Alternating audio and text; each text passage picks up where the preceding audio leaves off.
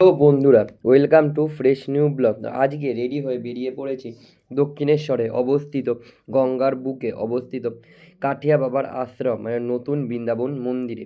তো এই মন্দিরে তোমরা কিভাবে যাবে তা পুরো ডিটেলস আমার এই ব্লগে আজকে শেয়ার করব। নোয়াপাড়া থেকে মেট্রো ধরে চলে এলাম দক্ষিণেশ্বর স্টেশনে।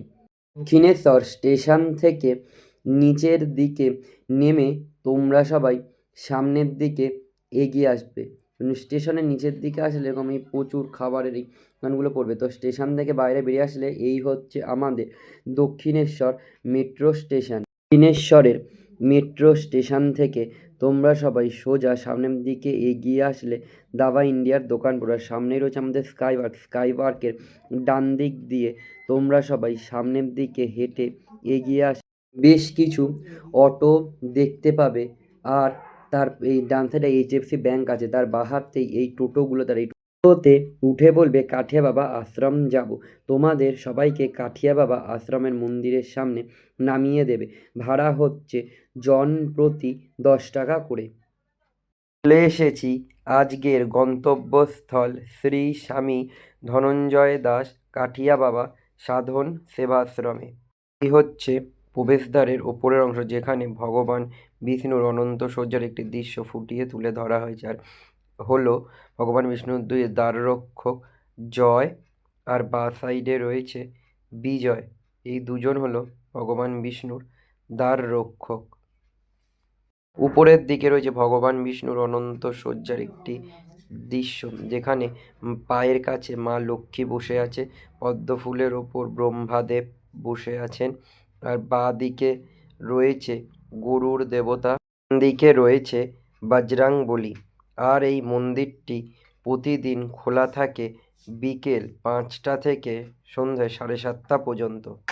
মন্দিরের ভেতরে বাঁ পাশে রয়েছে শিবলিঙ্গ, তার নিচে বসে আছে নন্দী মহারাজ, আর ডান দিকে রয়েছে দ্বারকানাথ। মন্দিরের ভেতরের প্রবেশদ্বারের উপরের দিকে রয়েছে ভগবান বিষ্ণুর বিশ্বরূপ, আর তার পাশে বাঁ দিকে রয়েছে প্রভু জগন্নাথ দেব, আর ডান দিকে রয়েছে ইনি হচ্ছেন দ্বারকানাথ। এই হলো মন্দিরের ভেতরের দিকের অংশ। ভেতরের জায়গাটা খুব সুন্দর, দেখতেও খুব ভালো লাগছে, অপূর্ব দেখতে এই মন্দিরটি। ভেতরের প্রবেশদ্বারের ডান দিকে রয়েছে গুরু পরম্পরার মন্দির, আর ভেতরে রয়েছে প্রচুর গুরু পরম্পরার মূর্তি। আর এই মূর্তিগুলো খুব ছোট ছোট ছোট পরস্পর সাজিয়ে রাখা হয়েছে।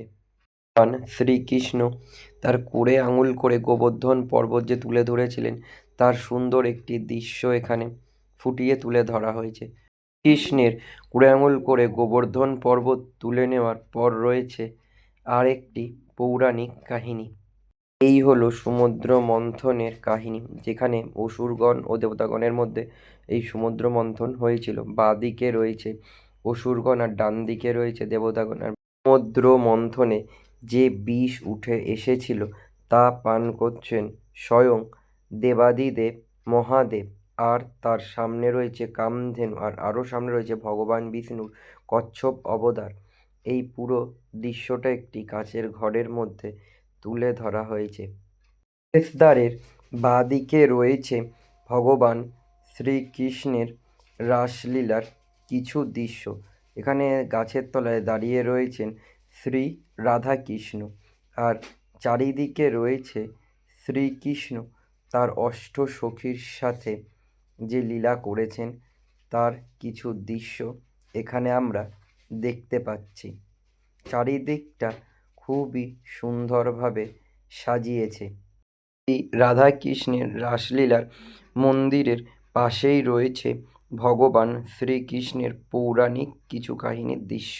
এখানে আছে শ্রীকৃষ্ণ বলভদ্র, পাশে আছে শ্রীকৃষ্ণ তার মায়ের সাথে। এরপর আছে শ্রীকৃষ্ণ তার সখীরা স্নান করার সময় বস্ত্রহরণ করেছিলেন, সেই দৃশ্যটি এখানে সাজানো হয়েছে। তারপর রয়েছে শ্রীকৃষ্ণের কালীয় বধ দমন। এখানে দেখা যাচ্ছে ভগবান শ্রীকৃষ্ণের কাছে ব্রহ্মা প্রার্থনা করছেন। এরপর আছে শ্রীকৃষ্ণের অশ্বাসুর লীলা। পর রয়েছে শ্রীকৃষ্ণকে ছোটবেলা দুই ডালে যে বেঁধে রাখা হয়েছিল, তারপর সেই ডাল থেকে যে দুজন দেবতা বেরিয়েছিল তার সেই দৃশ্যটা। আছে শ্রীকৃষ্ণের বনভোজন লীলা, যেখানে শ্রীকৃষ্ণ তার সখাদের নিয়ে বনভোজন করেছিলেন, সেই দৃশ্যটাও এখানে ফুটিয়ে তুলে ধরেছে। রয়েছে শ্রীকৃষ্ণ বলরামকে নিয়ে যে মাখন চুরি করেছিলেন, সেই দৃশ্যটিও এখানে দেখা গেল। কৃষ্ণ ও বলরামের মাখন চুরি করার শেষের দিকের পর তারপর বাঁ দিকে আসলে বেশ কিছু পৌরাণিক কাহিনীর মন্দির রয়েছে। আর এখানে এসে দেখতে পেলাম যে শ্রী রাধাকৃষ্ণ বসে দোলনায় চড়ছেন। বেশ দোলনাটি সম্পূর্ণ নিজভাবে চলছে, খুব অপূর্ব এই দৃশ্যটি। আরও বেশ কিছু পৌরাণিক কাহিনীর দৃশ্য এখানে দেখতে পেলাম। এই পৌরাণিক গল্প দেখতে পেলাম ভগবান শ্রীরামচন্দ্রজির দ্বারা অহল্যা উদ্ধার। খুব সুন্দরভাবে এই দৃশ্যটি ফুটিয়ে তুলে ধরেছে।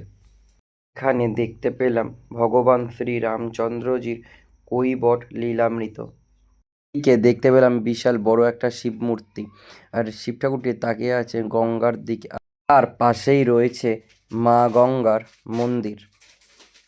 তো শিব ঠাকুরের মূর্তিটির থেকে সামনের দিকে এগিয়ে আসলেই দেখতে পাবে এখানে রয়েছে শুকজি মহারাজ। তিনি শিষ্যদের নানা বাণী শোনাচ্ছেন, আর এই মূর্তিগুলোকে দেখে মনে হবে একদম জীবন্ত। খুব সুন্দরভাবে এই দৃশ্যটি দেখানো হয়েছে। এই হলো মূল মন্দির। এই মূল মন্দিরের সামনে প্রচুর পৌরাণিক কাহিনী রয়েছে। এখানে ভগবান শ্রী বিষ্ণুর জন্মগ্রহণ থেকে শুরু করে সমস্ত ছোটবেলার লীলার দৃশ্য এখানে তুলে ধরা হয়েছে।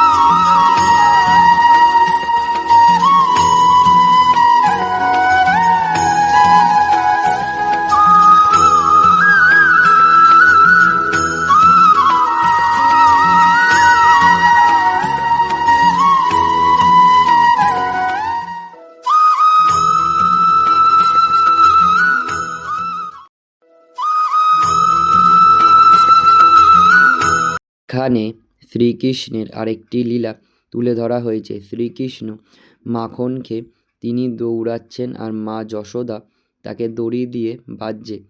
এই দৃশ্যটি এখানে তুলে ধরা হয়েছে। অপূর্ব সুন্দর দেখতে এই দৃশ্যটা। ভগবান শ্রীকৃষ্ণের আরও বেশ কিছু পৌরাণিক কাহিনীর লীলা এখানে তুলে ধরা হয়েছে। এখানে রয়েছে শ্রীকৃষ্ণের নৌকাবহর লীলা, কুরুক্ষেত্রের যুদ্ধের একটি দৃশ্য এখানে তুলে ধরা হয়েছে। রয়েছে ভগবান শ্রীকৃষ্ণের 10 অবতার, যে মৎস্য অবতার, শ্রীকৃষ্ণ অবতার, বরাহ অবতার, নরসিংহ অবতার, বামন অবতার। তারপর রয়েছে পরশুরাম অবতার, শ্রীরামচন্দ্র অবতার, তার পাশে রয়েছে শ্রীকৃষ্ণ অবতার, রয়েছে গৌতম অবতার ও শেষে কল্কি অবতার। এরপর আপনাদের যে দৃশ্যগুলো দেখাবো তা সত্যি অপূর্ব সুন্দর। এখানে রয়েছে বিশাল বড় বড় পাথরের তৈরি 3টি মহারাজের মূর্তি, তার পাশে রয়েছে বজরংবলী, তার পাশে আছে গণেশ ঠাকুর, আর শেষে রয়েছে মা বৈষ্ণোদেবী।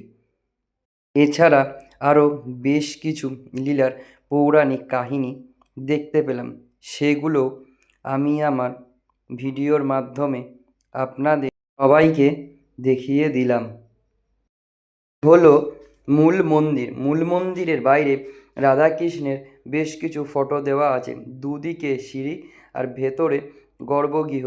যেহেতু এখানে মোবাইল ফোন ভেতরে সম্পূর্ণ নিষিদ্ধ, তাই আমি ভেতরের কোনো ভিডিও করতে পারি। তোমরা যারা যারা আমার এই চ্যানেলে নতুন এসেছো, অবশ্যই পাশে থাকা বেল আইকনটি বাজিয়ে দিও, লাইক, শেয়ার, কমেন্ট করো। আমাদের সাথে আবার দেখা হচ্ছে পরবর্তী ব্লগে।